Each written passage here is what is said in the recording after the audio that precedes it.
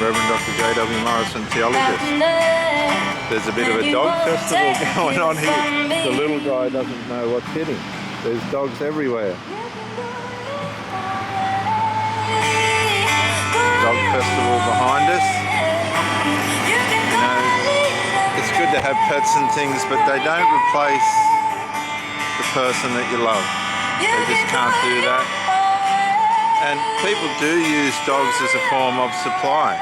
They do use dogs and things as a form of supply. I don't know how or why, but I can understand it to a point, I suppose, when people get tired of, they just get tired of humans, they get tired of being on their own. Hanky. And they grow tired of the hurt and pain that people can cause. But I guess that's part of a relationship. The thing is, if you're being neglected, and that can work in many ways. Hanky, this way please, come on. Good boy. If you're being neglected or abused or something like that's happening to you, then that can be a problem or an issue, can't it? How's Savage going? How's it going? All good? They're not on their own today, are they? No, I didn't even know it was on. No. Did you? Yeah, I had a bit of an idea. Look at Savage. The other day, he said this morning, he said, Yeah. what are you trying to do? Copy up me, eh? Hey? Copy up me. No. You sure? Oh, what am I, what? Sports Center. Yeah. Huh? I look at your thing there. Oh. Yeah, no.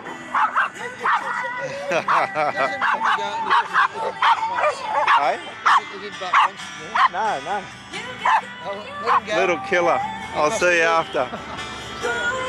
So you've got these forms of supply, but they don't help you to develop in your capabilities as a partner. Being a partner and being a healthy partner takes work, takes time to develop. And having a partner is not something I think you should take for granted, because as we see on some of my dating videos, it's not all that easy. And I've had fantastic relationships, only to lose them to ridiculous interferences and silly things that happen to people that they allow. And it just takes the value out of the relationship, the momentum out of the relationship. It completely undermines the relationship, actually. And it's Dogsville today. Look at that dog. Nurturing and look, you've got to respect people's independence in a relationship. That's not an issue. Okay, I got more hobbies than most people. I wouldn't say all people, but most people. And I don't mind my partner having time to themselves. That's not an issue to me at all. Not an issue at all. Not a problem. But if you're only being used as a form of supply, that means the person's not really building a relationship with you. They're coming and going. You've got to be aware of when you're being used as narcissistic supply.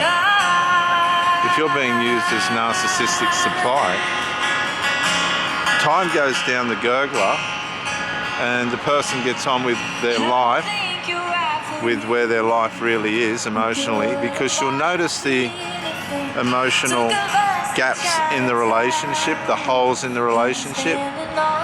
All the physical stuff might be there. I don't normally have trouble with that because I'm a bit of a performer, if that makes sense, and women like that. But if you're one of these people that don't perform and the value's not there for the partner, they will emotionally and physically retract. But a lot of people only physically retract as the performance is not there. if you're a grade supply and you're performing across the spectrum, emotionally, spiritually, physically, mentally, then hanky, hop, hop, hop, hop, then you're going to get a different result from your partner. Performances and efforts are based on return. And you'll find if you're giving a good return to your partner, they will, Hank, hey, I'll smack you. See that? If you're giving a decent performance to your partner, then you can expect one in return. If that's not coming back to you in return, then what are you doing? What are you doing? I say to my girls, look, before we start, I'm not a desperate, I'm not codependent. Thank you. I'm not all that rubbish. I've done the work, I know what I'm looking for, I know what I want, and I know what I expect. And I'll be tolerant and give time for people to change and Thank you so much for having me today. develop I'm really excited to have a look get their around, way in order. Things. We already bought some treats for my dog. Help us to bowl, build something positive. So we'll have to go buy some more. So I just want to say thank you so much. And that takes time, but if there's things coming into the relationship that are causing it to suffer, this is my last song for today. and this happens all the time. I remember in my second marriage, I was just thinking about it recently when she started to go off the rails after a second operation. She went in to have an operation to have a hysterectomy, but she got crook before the hysterectomy came, and she went in, this was during COVID, and she'd had a stroke when she was 29, so it wasn't a good idea to for her to have Hank, for her to have any anaesthetic. So we thought, okay, well, this is an opportunity. She got sick, she went in, and I thought, well, this is an opportunity for them to resolve the hysterectomy. But when she went in, they only took out a crook ovary, which was a major operation. And what you try and prevent when people have had strokes is for them to go under anaesthetic. Well, that didn't happen. And I don't take anything away from the medical people, but how they got this wrong, I'll never know. They should have done a full hysterectomy, and they only did a ovary removal. This caused a lot of pressure on all of us, both families, because we knew that this is going to be another situation where she could have a mental problem with the anaesthetic. Well, the first operation went well. They didn't do a full hysterectomy. And we got out of that one. She come home and she was recovering pretty well and everything was pretty good. And then the hospital rang. There's a lot more to this story relative to her kids and that, but we got through that. We got through the healing of that, which wasn't very nice. And the hospital rings up and says, we're ready to do your hysterectomy. And you could just feel everything go still. Everything went still. You could just sense in the spirit that, you know, they'd messed this up. Now she's got to go under anaesthetic again.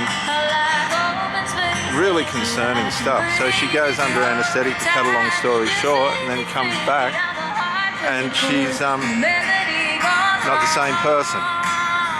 So everything we tried to prevent happened. It all happened. And that was a very difficult time because she'd come back and she wasn't the same. She didn't feel the same, she didn't think the same. The anaesthetic had had an impact on who she was. Thank you so much. And we take all these things for granted. And so then with this happening, her children started to play on her while she was sick after the second operation, and this caused tremendous stress in the household because now we're minding grandchildren, but she wasn't in any condition to do that. Her children never bothered to make her a cup of tea or a sayo biscuit, not once. And our family was a little bit concerned with all of that. The daughter's dropping off the grandchild and just going and apparently chasing men on the internet behind her husband's back, which I ended up confronting. The wife asked me if I could confront that. Then the daughter got a vendetta against me, and then the older son, the son had to move in and he buggered it all up. And in the end, the marriage disintegrated. It lasted 2 years. Her children dissolved the marriage in 10 weeks. I asked them to leave. That's how quick things can change via interference. And you don't want to have interferences in your relationship. And this is where you depend on your partner to bring privacy, to protect your privacy and to have respect for the relationship. We were people that wanted to help. We always contribute and try and help. And then you've got these interferers, horrible, hostile, covert, psychopathic, micro-incremental, dark triad interferers that come in and interfere to the point where you lose your relationship. You lose the relationship. That's it. It's over. It's gone. It's not by any fault of your own. It's not by any lack of effort of your own or any negligence of your own. It's just hostility coming out of selfish, self-centered, covert, narcissistic people. And they're everywhere. They're everywhere. I look at this crowd and I wonder how many people are using their pets for supply. These are the same people that use humans for supply. It's all attention grabbing, look at me, type stuff.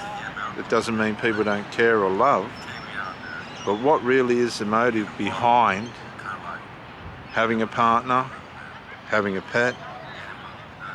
My last partner used to come and spend time at my place, and I know she loved her pets. But because of her situation, she'd have to leave her pets in the care of whoever was there. I don't know who was there. And come and see me. And that used to concern me because we could have been spending time equally at her place. But that wasn't possible because of the hostility of the people that wanted her attention, which apparently I was taking away from them, adult people. Relationships require privacy. Privacy that we all deserve and value. Without value, it doesn't happen. So privacy, value, and all these other things that are required for a relationship. Without value, the relationship's going to fail anyway. And if you have been in a situation where your relationship's failed, I just hope that whatever the reason is, whether it was you or them, you've both ended up in the same place. It doesn't matter who's discarded who, it's ended up with the same result, that's being apart. I just hope you're going about learning what happened there, what you need to introspect about so you can become a better person, and what not to do and who to get mixed up in the next relationship. Relationships are great while they're working, but it can get very complicated when the disintegration starts. And if it's a triangulation situation, and I mean, you've got to be a psychologist to understand what's going on half the time, whether it's abuse, whether it's not abuse, why aren't they texting, why aren't they communicating, what's going on in their mind, what this, now, that, what's wrong with their family members, blah, blah, blah, blah, blah. They're turning up, I don't even know why they're turning up, there's so much unresolved. And if you're not watching all this and trying to stay in tune with it, man, you can end up so damaged. But if you're watching the dysfunction and you're measuring it properly, and you're not being aloof and out of touch with what's going on, and you're being fair in your judgments, and you're trying your best to make sure things work, then you deserve to, how are you? To have a great relationship. There's a friend for him there. Okay. Okay. Bye, Bobby. See ya. And that's all there is to it. I don't think it's a world where people come and go. I think it's a world where people are searching for someone they can be with. But it's sad when they've found someone they can be with, but it has to suit everybody else. Can you see the immaturity in that? The diabolicalness in that? You can't suit everybody else. It just doesn't work that way. You cannot suit everybody else. If you've been put in a triangulated situation and they're expecting you to conform to family members, warn them that this ain't what it's about, and if it doesn't come into line, walk away. Just walk away. It's on them. If you're on point, it's on them. Completely on them, and it's going to hurt, it's going to be painful, and it's going to be lonely. But it's not up to you to accommodate people's family members, particularly selfish, narcissistic, covert, dark triad people that haven't developed properly. It's not on you, it's on them. I'm Reverend Dr. J.W. Morrison, theologist. Thank you for joining me. I hope this resonates with you, and I'll see you on the next one. Bye for now.